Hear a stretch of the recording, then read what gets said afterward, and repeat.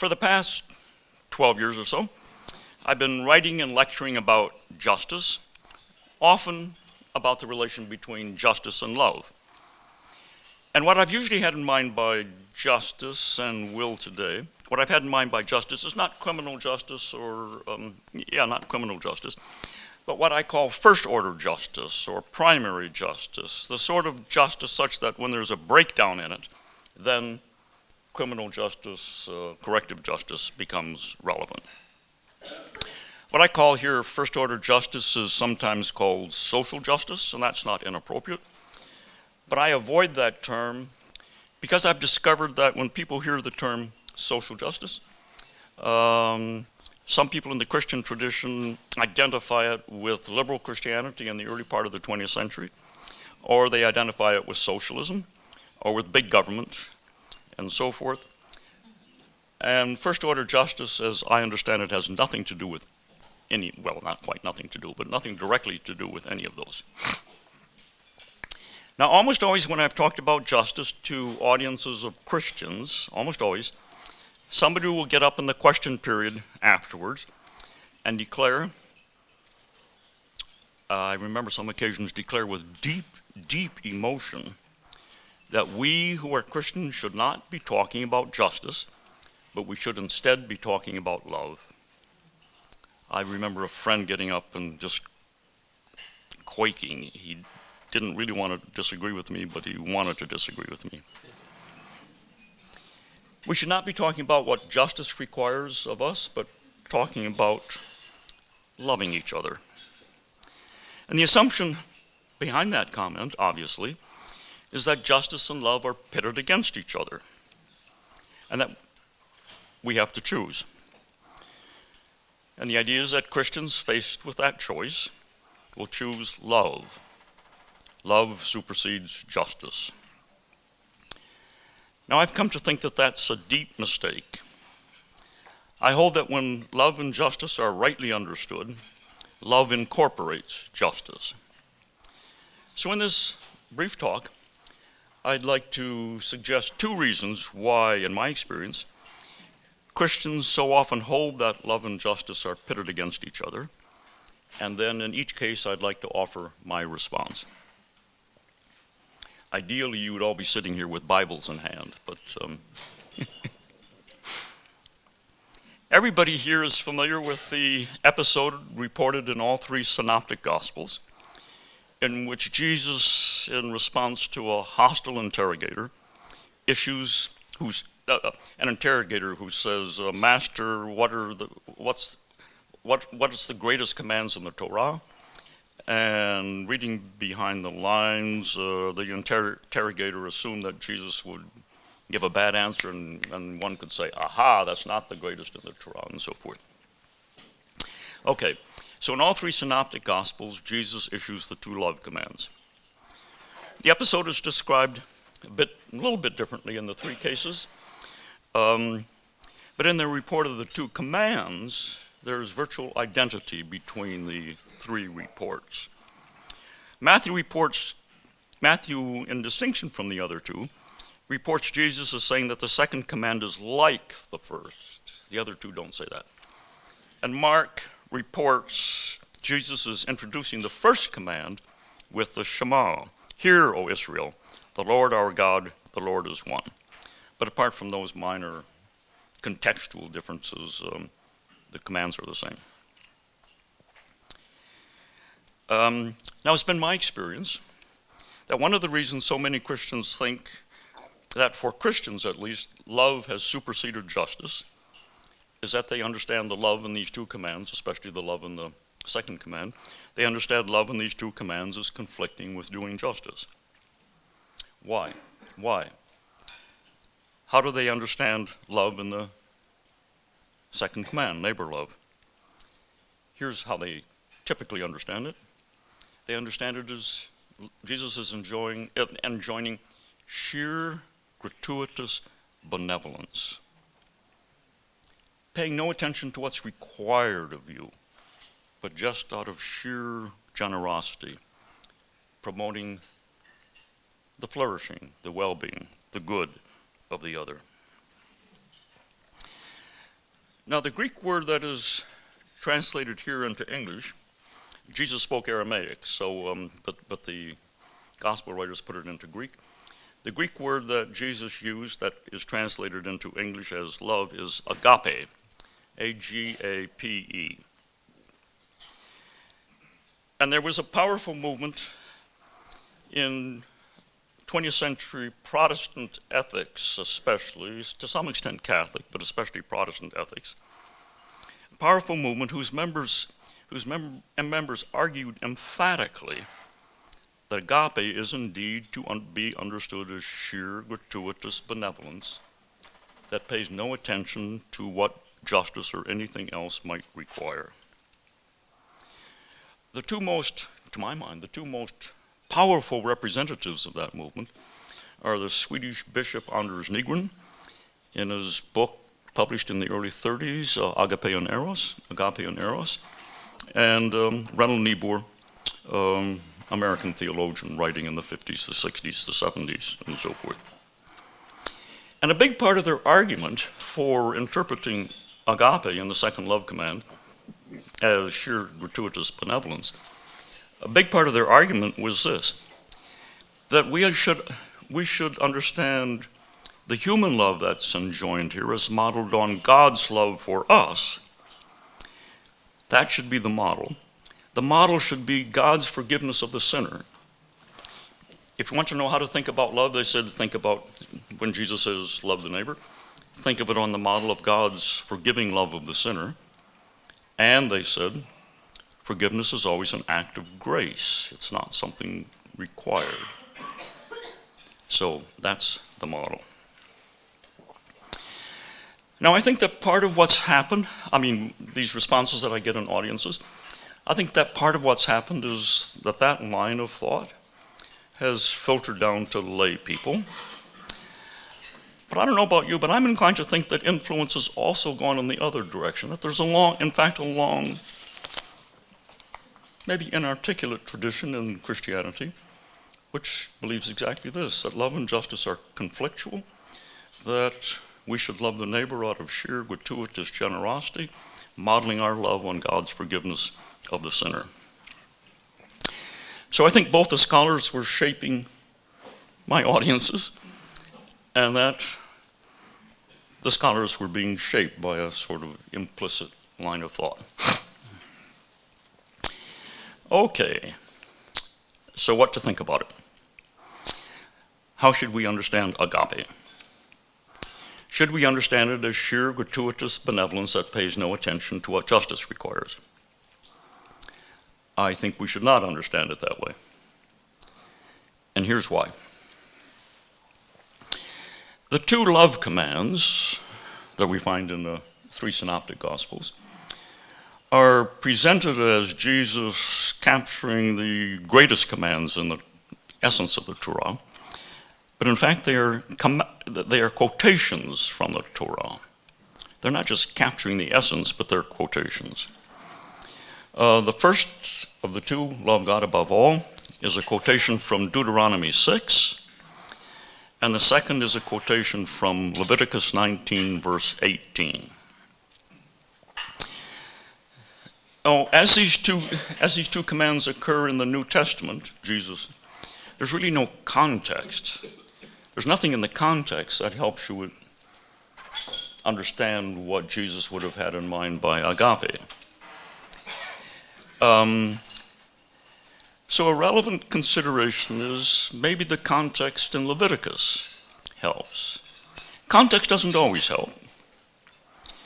And it's thinkable that the contextual interpretation that we arrive at by looking at Leviticus was no longer the interpretation of Jesus and his interrogators, but you'd have to argue that point. So seems to me a plausible assumption is that if there is a helpful context, that's probably the context that Jesus and his interrogators had in mind. Okay.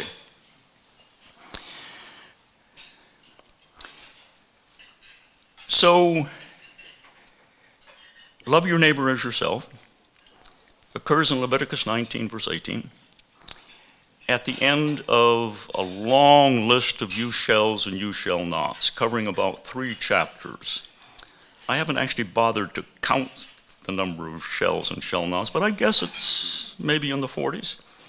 Fact is, I think when I get home, I'm going to count them so that I can, so I can don't just have to say thereabouts, but I can say 49, 63, or whatever. The situation is that Moses is delivering the divine law code to Israel. So let me quote a few of the, I'm not going to quote all 3 chapters to you. Let me quote a few of the you shalls and you shall nots that precede the you shall love your neighbor.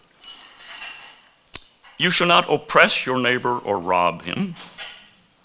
The wages of a hired servant shall not remain with you all night until morning. You shall do no injustice in judgment. You shall not be partial to the poor or defer to the great, but with rectitude you shall judge your neighbor. You shall not go up and down as a slanderer against your people, and you shall not stand forth against the life of your neighbor. You shall not hate your brother in your heart, but you shall reprove your neighbor, lest you bear sin because of him. You shall not take vengeance or bear any grudge against the sons of your own people, but you shall love your neighbor as yourself. I am the Lord your God. So what we have here is a list of more detailed you shalls, you shall nots, culminating in you shall love your neighbor as yourself. Abstractly speaking, it would be possible to think of you shall love your neighbor as yourself as just one more in the list. But clearly, that's not how the rabbis understood it. That's clearly not how Jesus understood it. And it winds up. This is the culminating. So I think we have to, it's a general, love your neighbor as yourself is a generalized statement of all the you shalls and you shall nots that preceded. We should read it like this. In short, in summary, love your neighbor as yourself. And now for the point that's relevant to our topic. Did you notice some of the you shalls and you shall nots are you shall treat your neighbor with justice? Loving your neighbor is not pitted against treating your neighbor justly. Treating your neighbor justly is among the examples given of loving the neighbor. So I think we've got to come to this conclusion. Justice is an example of the sort of love that Jesus had in mind. The love that Jesus had in mind is not sheer gratuitous benevolence that pays no attention to justice. We have to think of both love and justice in such a way that, to say it again, treating your neighbor justly is one, among other ways, of loving your neighbor. Agape often goes beyond what justice requires. But I think what we learn from this is it never does less than what justice requires. It always sees to it that the neighbor is treated justly. And from here we could go on to talk about how love should articulate more carefully how love should be understood when it's not understood as sheer gratuitous benevolence, but in such a way that it incorporates justice.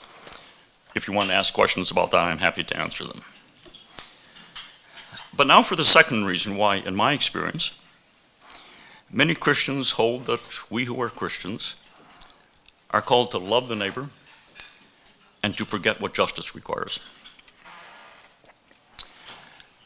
In my audiences, the first language, and usually the only language of the people in the audience, is English.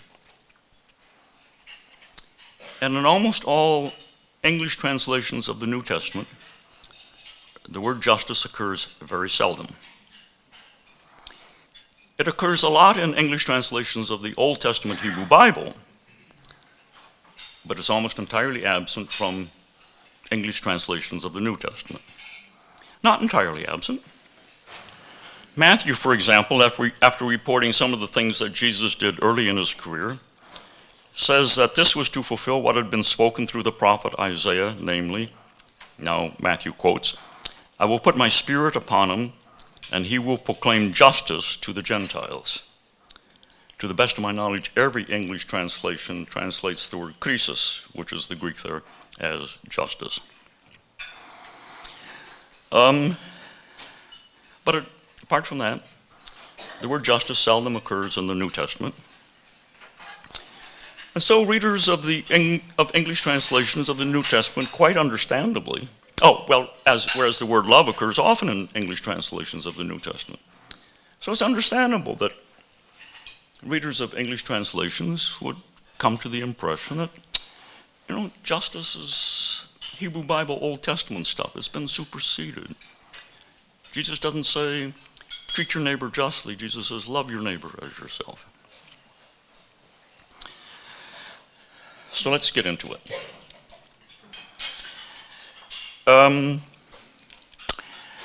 When I was a college student, I studied classical Greek before I studied New Testament Greek. We read Plato's Republic, and everybody knows that Plato's Republic is about justice. The word used for Greek word used for justice in Plato's Republic is dikaiosune. dikaiosune. Dikaiosune. When I was translating, in class, translating the Republic, we translated dikaiosune, the noun, and the adjective dikaios, as automatically as justice, and the adjective dkaios as just. I don't recall any question being asked. You just automatically translated it that way, which is how the standard translations translate it. Then I took New Testament Greek, and I found out that the Greek noun dikaiosune and the Greek adjective dikaios occur often in the New Testament, and that they're almost always translated as righteousness and righteous. So I asked my professor, having come from classical Greek, why are they translated as righteousness and righteous? And he gave me some non-memorable answer. Just sort of, this is how it is.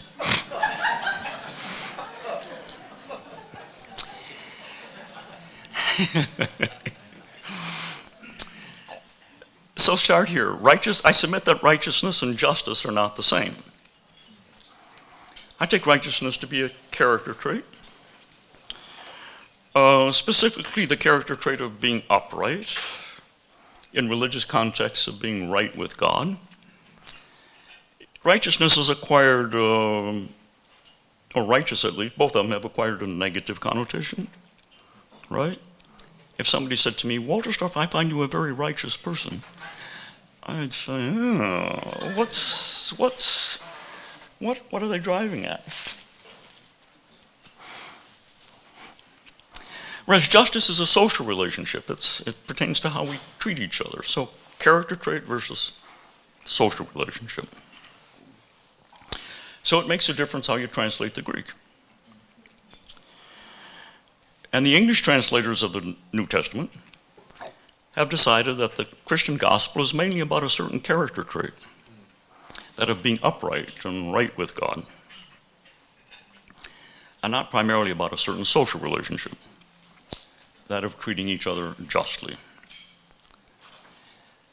So what's the right translation?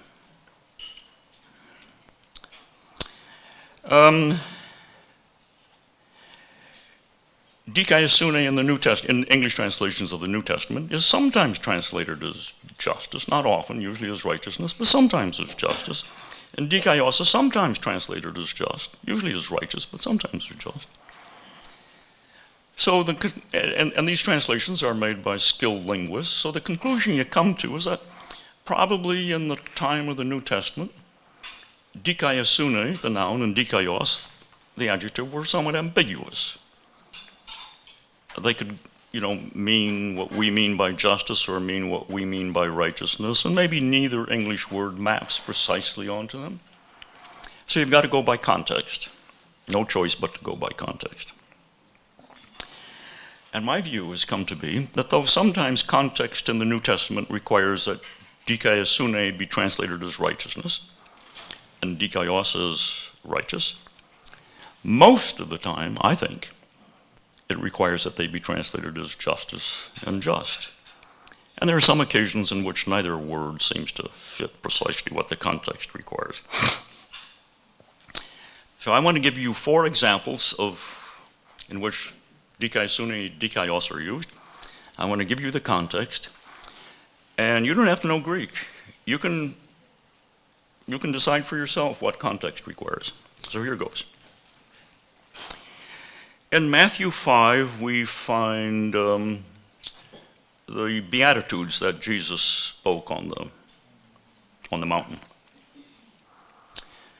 The fourth of the Beatitudes reads like this: Blessed are those who hunger and thirst for dikaiosune, for they shall be satisfied. Blessed are those who hunger and thirst for dikaiosune, for they shall be satisfied. Almost all English translations translate that as righteousness. Blessed are those who hunger and thirst for righteousness, for they shall be satisfied. So put your head to it. Justice is a social relationship. Whether there's justice is in good measure out of one's control. Righteousness is this personal character trait. One can't just automatically require personal character traits, but they're in good measure within one's control. So blessed are those who hunger and thirst for the character trait of righteousness. That seems to me weird. Blessed are those who hunger and thirst that their society may exhibit, may be just. You hunger and thirst for it. If somebody said, I hunger and thirst to be a righteous person, I say, well, don't just hunger and thirst for it. Do something about it. Be one. The second to last beatitude is this: Blessed are those who are persecuted for the sake of dikaiosune, for theirs is the kingdom of heaven. Blessed are those who are persecuted for the sake of dikaiosune, for theirs is the kingdom of heaven. The usual translation is, blessed are those who are persecuted for the sake of righteousness. Put your head to it. Remove the negative connotations. Let's talk about upright rather than righteous, okay? We all know some upright people. How many upright people in your acquaintance are persecuted? In my acquaintance, they're usually ignored or admired. They're not by and large persecuted. It's the people who struggle for justice, who get under the skin of other people and get persecuted and killed. I'm a supporter, friend, and so forth of a wonderful justice organization in Honduras, Association for a More Just Society.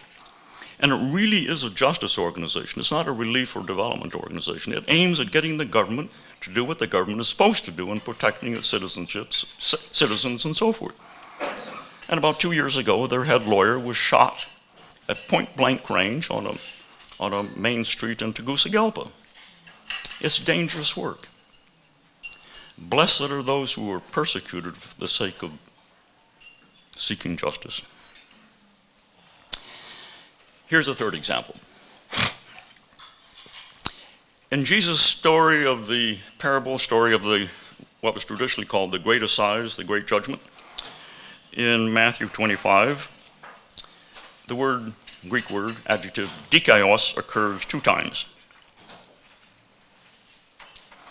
After the Son of Man, seated on the throne of his glory, has spoken to the people on his right, saying that they gave him food when he was hungry, and so forth, Jesus, who is telling this story, says, then the dikaios will answer him, the people on his right, the dikaios will answer him, Lord, when was it we saw that you were hungry and gave you food? And so forth. And Jesus' telling of the story concludes with these words: those on the king's left hand will go away into eternal punishment, but the dikaios will have eternal life. Almost all English translations translate both occurrences of dikaios, as the people on the right, as righteous. The righteous will answer him. The righteous will go away into eternal life. Is that the right translation? Well, recall the episode reported by Luke of Jesus' inaugural sermon, brief sermon, in the synagogue in Nazareth. Luke reports Jesus as reading a passage from Isaiah, and what Luke reports Jesus as reading is a near quotation of Isaiah 61, 1-2, into which has been inserted a line from Isaiah 58. Let me read for you the relevant part of Isaiah 58. Is not this, so Jesus is echoing this, okay? And saying that he is the anointed one. Is not this the fast that I choose? To loose the bonds of injustice, to undo the thongs of the yoke, to let the oppressed go free, and to break every yoke? Is it not to share your bread with the hungry and bring the homeless poor into your house? When you see the naked, to cover them, and not to hide yourself from your own kin. Suppose you've just read that. You've just heard me read it. And then suppose, with it still fresh in your mind, you read Matthew 25. Quote, I was hungry, and you gave me food. I was thirsty, and you gave me something to drink. I was a stranger, and you welcomed me. I was naked, and you gave me clothing. I was sick, and you took care of me. I was in prison, and you visited me. I would say that the similarity is so striking between the Matthew passage and the Isaiah passage that it's a mistake to translate dikaios in the Matthew passage as righteous instead of just. To translate it as righteous is to break the bond of continuity between Isaiah and what Jesus is saying in Matthew.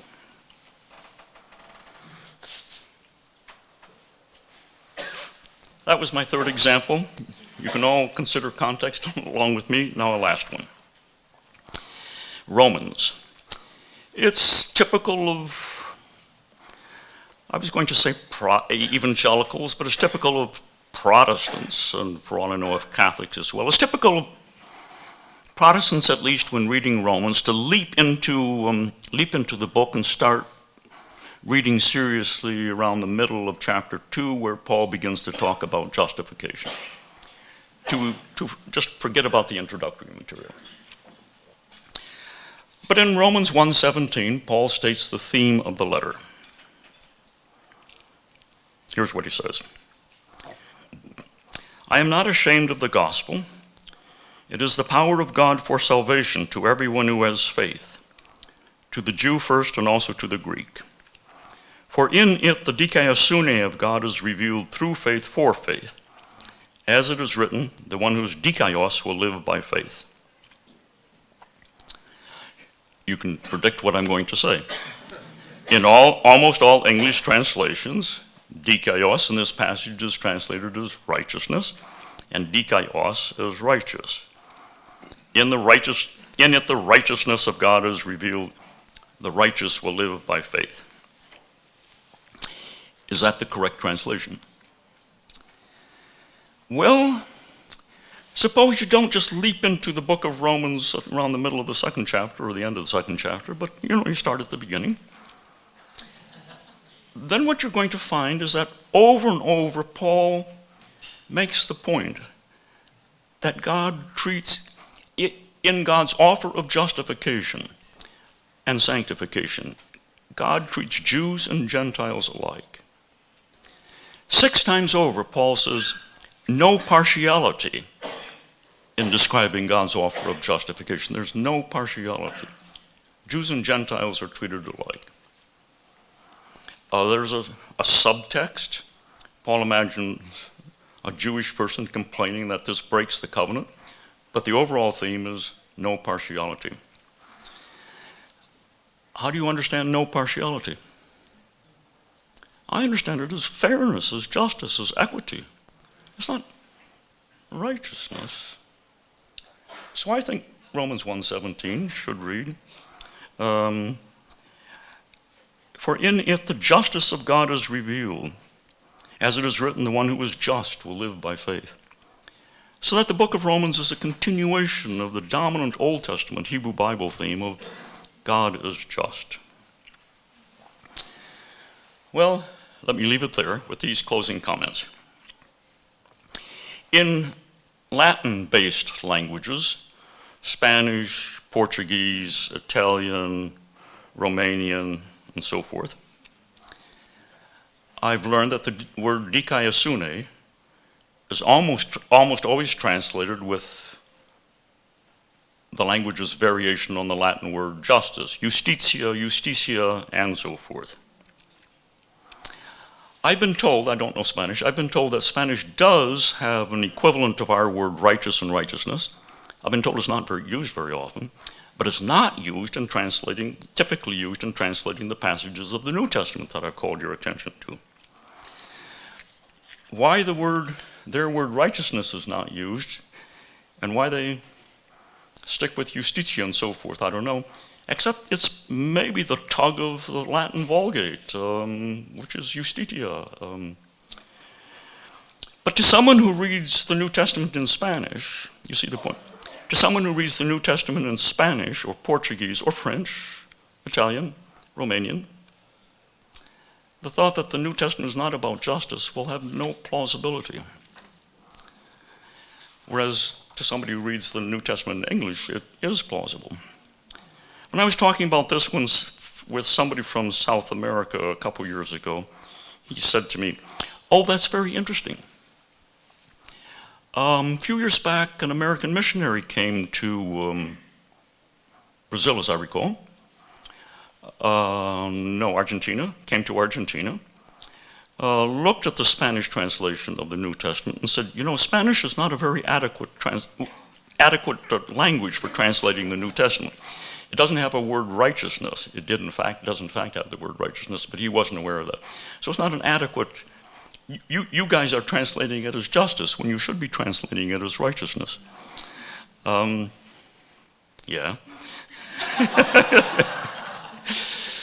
So that's my second explanation and response to why it is that a lot of my fellow Christians think that justice has been superseded in the New Testament by a love that pays no attention to justice.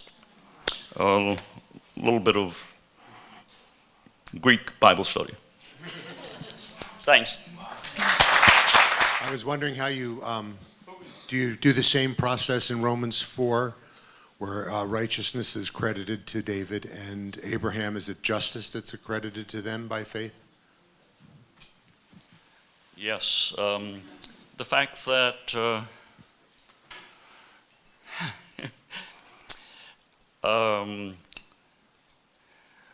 Paul says that righteousness was ascribed to Abraham. Then he talks about justification. The word for justification there is dikaiosune, the verb.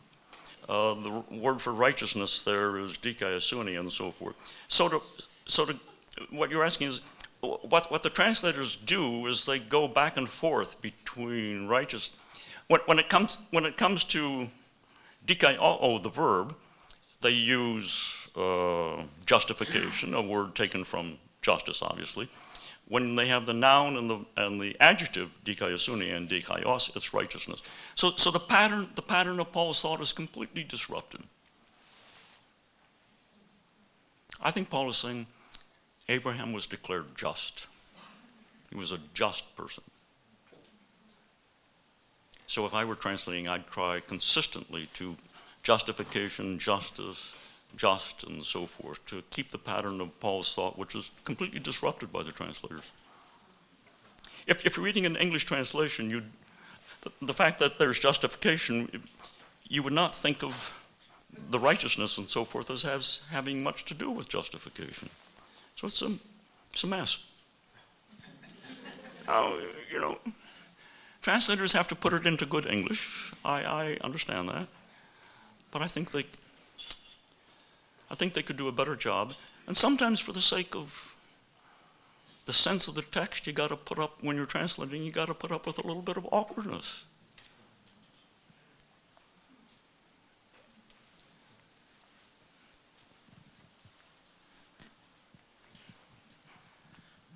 Dr. Wolterstorff, thank you so much for coming and teaching us. My question is about the practicality of dikaiosune. You have mentioned that in the Old Testament, Jesus cited the Shema, and at the same time, he talked about love. And now, when you talked about the New Testament, how is it dikaiosune portrayed, but in a practical way?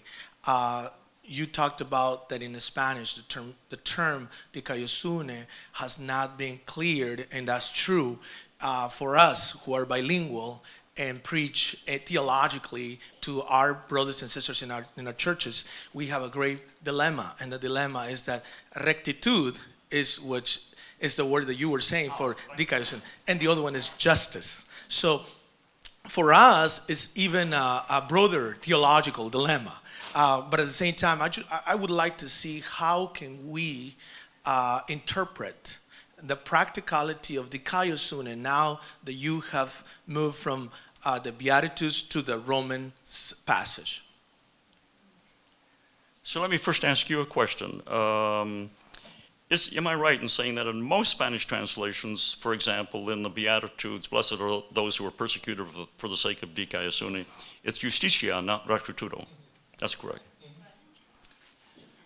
Do you know why? Do you know why rectitudo was not used? We received that. And now when we study the Greek, we have a dilemma. We need to use the right term, to interpret it. So we have to reinterpret it theologically. Yeah, so that's really interesting. So I've talked to Spanish-speaking people who also speak English and asked them why, if they understand why justitia was used rather than rectitudo, and none of them has an explanation other than, I speculate maybe it's the tug of the Latin Vulgate. I don't know. Yeah. It is probably etymologically, the word rectitude comes from the word recto, which means right. Yeah. Maybe there might be some type of nuances, right? But that's what our English word righteousness comes from too. Recht, the old German recht, right, law, and so forth. It says justice. Yes. In Latin. It says justice, right? Yeah, justitium, yeah. So it may be the tug of the Vulgate, given that these languages are derived from Latin. Well, this is just an aside. A few years ago, I decided to look up the old 19th century translation by Allen of Calvin's commentary on Romans. Calvin was writing in French and Latin, and he used justitia all over the place in commenting on Romans, and the English translator put it all into righteousness. Some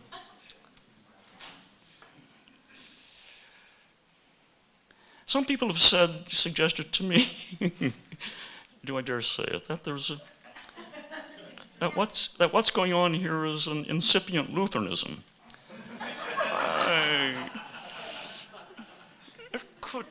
Yeah, possibly, I don't know. So what's the import of it?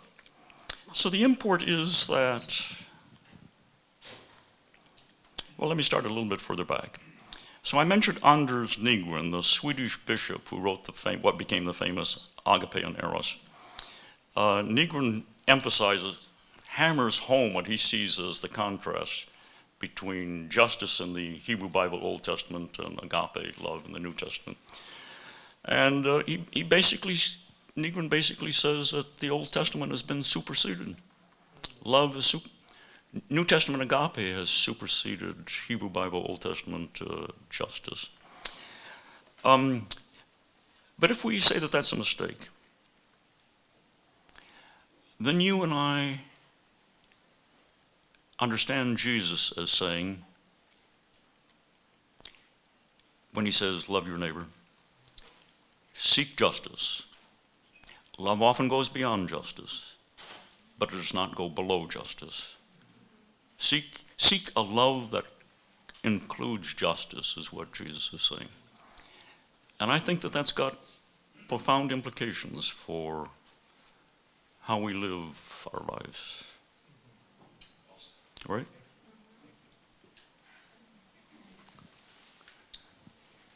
Hello, my name is Stuart Davenport, and I teach at Pepperdine University, so I'm not a pastor. My question has to do with what does love and justice look like for the person who either is or feels or both wronged? We can see injustice happening, whether we're pastors or lay people want to do something about it. But in the case of, to use a extreme example, someone in the Catholic Church who was abused. How does that person then live out love and justice in seeking to forgive those who've wronged him, but also wanting redress and systemic change? So in such a situation, I want first to talk about what shape does agape have for those who abuse the person. I remember the first time I went to South Africa and heard arguments about apartheid in 1975. And there were Dutch there, and they knew about apartheid, and they were very hostile to the Afrikaners. When they were finished talking, the so-called blacks and coloreds got up and made a plaintive plea for justice.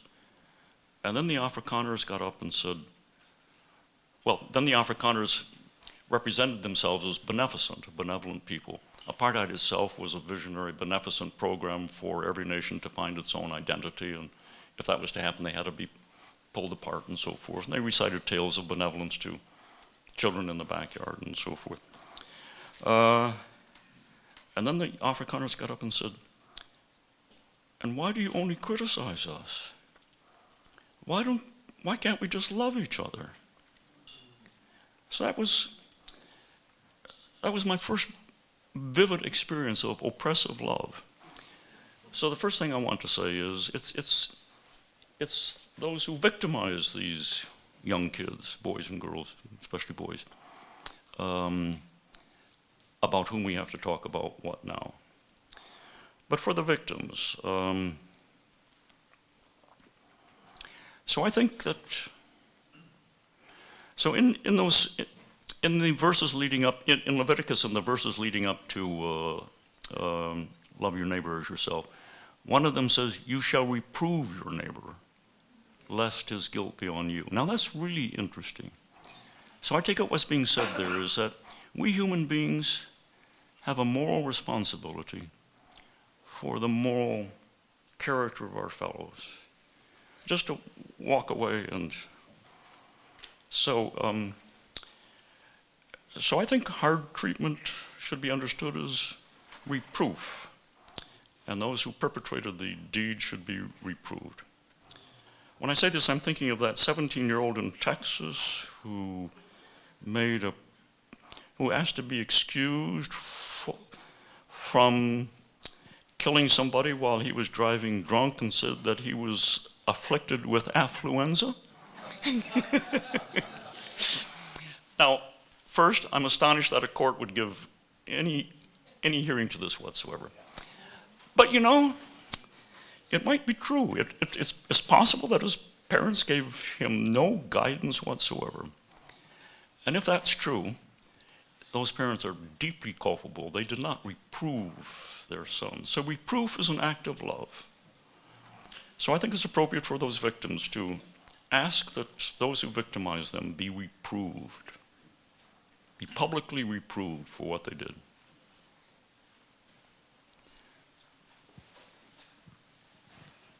Hello. Hi. I'm puzzling over how an unjust person could be considered righteous. How do we have to understand the terminology here for those who would use the notion of some kind of tension between agape and dikaiosune and so forth? So what thinking is it that gives excuse for injustice to those who are claiming to be righteous? Yeah, well, you mustn't ask me that question, of course, but so if the person has acted unjustly, they are so far forth not upright. It's an example of failure of rectitude.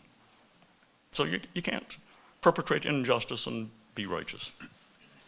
So far forth. Yeah. Now. I had one question, and I wanted to ask if you could possibly clarify your position or your perspective on justice, because I think one of the issues that comes up, particularly for lay folks, is that as you talked about the Old Testament versus New Testament, God is seen as exercising justice in a punitive way. And so I think that when we think about justice, it's thought of as punitive as opposed to balanced. How would you address that? Excellent question. So I've been talking today so far about what I call first order justice or primary justice, the justice such that when it breaks down, when it's violated, then punitive justice chips in. When the Old Testament says God is just, over and over, when Paul in Romans says God is just, it seems to me it does not primarily have in mind God as punisher. It has in mind how the widows, the orphans, the aliens, and the impoverished are treated. Of course, the Old Testament praises law courts, good law courts, but when it talks repetitively about this quartet of the vulnerable, the widows, the orphans, the aliens, and the impoverished, it's not talking about punishment, it's talking about how in ordinary affairs we treat them. And I think it seems to me that it singles those out because they are the most vulnerable in society. When you struggle for justice, you have to set priorities. And well-to-do, wealthy, powerful people can get mugged in Central Park, I know that. But the widows, the orphans, and the aliens, and the impoverished, their daily condition is a condition of oppression and injustice, so you start with them.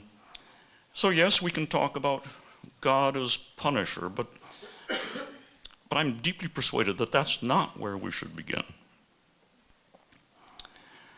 So when I looked up some of the great classic theologians on this, Karl Barth and so forth, I was deeply disappointed to discover that almost all of them, when the topic of God's justice comes up, they focus on punitive justice.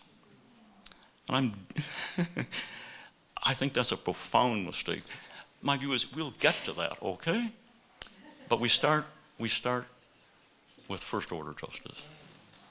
God loves it when we treat each other as justice requires and go beyond it in love. Now, Harry Frankfurt's got a question here. Yeah.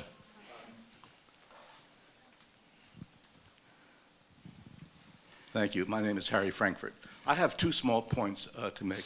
One is, I don't know where the idea comes from that God chose Abraham because Abraham was just. There's no evidence of Abraham being particularly just, certainly not before God makes a covenant with him. And that leads me to the second half of this. God loves Israel, but not because Israel is just. Yeah. In fact, it isn't. Yeah. He continues to love Israel despite the fact that Israelites are behaving very, very badly. Yep. The other point has to do with your observation about persecution and social justice or righteousness. It's true that people get into a lot of trouble if they work for social justice in a society that's not really ready for it or interested in it. But they also get into a lot of trouble by being righteous. All the persecutions of religious bodies are persecutions of people for following their idea of righteousness and rejecting the idea of the persecutor. So I don't see why you want to say that persecution is not a matter of being persecuted for being righteous. The Islamists who are cutting off the heads of Christians are doing it because Christians are not righteous. They're heretics, but I don't know what they call them. But anyway, they don't accept the conception of righteousness that is current among the persecutors. Anyway, that's what I have to say. Good point. Which I have not thought sufficiently about, so I can't give you a good answer. Sorry, Harry. Does it say that God chose Abraham because he was just? Does the text say that? No. It was in both cases it was sort of gratuitous. Both Abraham and Israel gratuitous. Yes, that's my view. Yeah, my view too. The idea that God loves Israel, he loves Israel. In spite, There's no good reason for it. often in spite of. In spite of their Yeah. God didn't look around and say, of all the peoples on the earth, these are the finest. This is the finest. Yeah. Yeah, it's my view too. But the other one,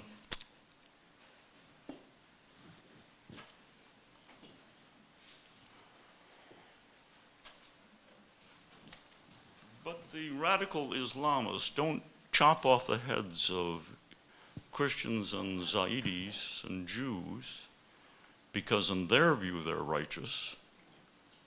In the view of the Islamists, they are unrighteous. So they're being persecuted in the name of righteousness. Yeah.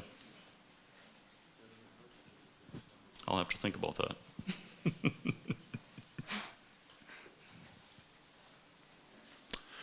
Yeah, I'm Robert Jacobson. I'm a pastor of Tribuco Canyon Community Church.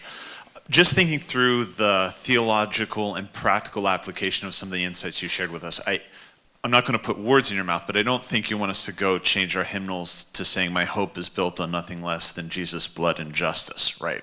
I mean, we still have the theological frameworks for justification by faith alone, through grace alone, declaration of right standing before God, not based on any intrinsic works or practical righteousness, but rather the declaration of Christ's righteousness in us. Now, I understand the influence of this concept of justice that you're bringing in that seems to be somewhat hidden, but I don't think, and correct me if I'm wrong, I don't think you're suggesting that this idea, the theological constructs of righteousness, that we're supposed to somehow set those aside. Am I correct? Correct. Not set aside all of them. But what Paul says there in that thematic opening of Romans is that it was Christ's fidelity, saved by Christ's fidelity, not his righteousness. So I'm not sure that hymn gets it quite right. Of course, I'm not for running through all the hymns and sending off to some hymn organization and proposing. Because, look, understand me, sometimes when dikaiosune and dikaios occur in the New Testament, I think the correct translation, I don't like righteousness very well, but rectitude, uprightness, something like that. And sometimes, mysteriously, it's not really justice or rectitude, but it's more like piety, one of the verses in Matthew. So it's a somewhat elusive word. Words, dikaios, dikaiosune, somewhat elusive. In the region of justice, uprightness. So you really have to go by context. But that nuance is still there. It's not. Yes. Right. Oh yeah. Oh yeah. It's not as if I think the New Testament has nothing to say about the person and only about the social relationships. Absolutely not. In answer to one of the questions, the two are obviously connected. It's just that when you consistently translate dikaiosune and dikaios as righteousness and righteous, a picture emerges that the New Testament is all about personal piety. And that's why some people have said to me it's classic Lutheranism. And I'm a little, I don't want to charge the Lutherans with mistranslating the New Testament. Way back the early translations of the New Testament, Tyndale uses justitia, justice. So it's also, I think it's, the German tends to use recht here. What's also probably happened is that the the German-based words righteousness and righteous and so forth have changed meaning over the centuries, and that originally they had more the notion of recht, law, order, and so forth, and they become, in present-day English, more these personal character traits. So we're dealing with changes in language. It's just that, well, I don't want my fellow Christians to think that somehow the New Testament abrogates the Old, that New Testament is all about love, and it supersedes justice. That, it seems to me, is a profound mistake. Yeah. Hello. Yeah, I agree with you, and I think you're right to see a continuity between the old and the new on justice. And I don't think the two can be split apart. But I'm trying to understand how the two are related such that we don't fragment them.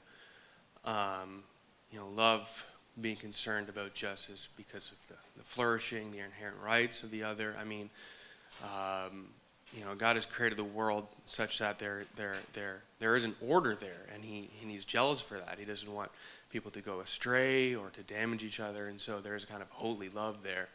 But I was wondering if you think, although love isn't just sheer, gratuitous, blind benevolence, just dispensing things without any knowledge of the creature or what to do you think that in Jesus in the New Testament you have a modification of justice in the Old Testament? Specifically, I'm thinking of lex talionis, an eye for an eye. And what I wonder about that is, if that kind of justice undermines what could be flourishing, like you've taken my eye or my child, I'm going to take yours, and what happens when that's really taken to its extreme, Yep. or yeah. So let me be more forthcoming than I have been on how I then understand love. One thing that love does is it promotes the well-being of the other, the flourishing of the other, how well the person's life is going. Diminishes the non-goods, seeks to enhance the goods in the person's life. But I think that in addition to the worth, the value, whatever, of the estimability of our lives, that we ourselves as persons, human beings, have worth, dignity, estimability, praiseworthiness. And that to render justice to someone is to treat them in a way that befits their dignity, their estimability. So I think of love as, I think of agape then, what Jesus was talking about, as having two prongs to it. One, when you love the neighbor, you seek to promote the well-being of the neighbor, how well the neighbor's life is going. But secondly, you also see to it that the dignity of the neighbor is treated with appropriate respect. The Afrikaners at that conference were solely concerned with, as they saw it, and they were partly right, advancing the flourishing of these different nationalities. They paid no attention to the indignities that they were heaping upon them. So I think agapic love has always these two prongs to it. Seek to advance the neighbor's well-being, and see to it that you pay due respect to his or her dignity, estimability, whatever you want to call it. And I think that the term in English that comes closest to capturing that is the term care about. When I care about somebody, I seek to promote how their life is going, but I also see to it that they're not treated with indignity. I'm angry if they're treated with indignity. So that's how I understand love. Then, Jesus rejecting the lex talionis. So I read Jesus there as rejecting what I call the code of reciprocity.